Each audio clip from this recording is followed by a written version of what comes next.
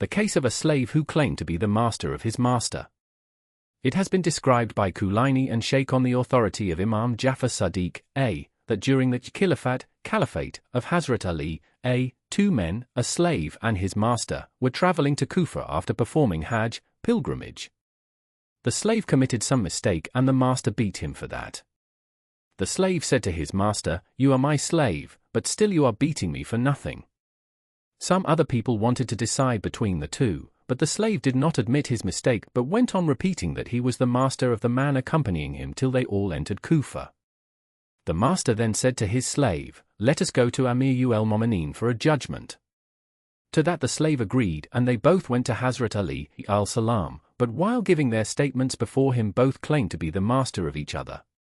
The one who was actually the master stated weeping that he was the real master and that his father had sent him on pilgrimage to Mecca. He had taken a slave with him who had committed a mistake on his way back home and he therefore beat him. By saying that he was the master he wanted to take away all his possessions wrongfully. But the slave also repeated the same story on oath.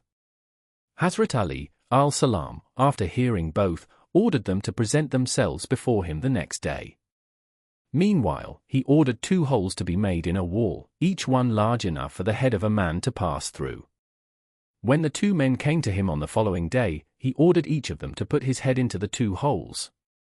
This done, he ordered his personal servant cut off the head of the slave. No sooner the slave heard this order, he pulled out his head from the hole while the one who was the master did not move even slightly.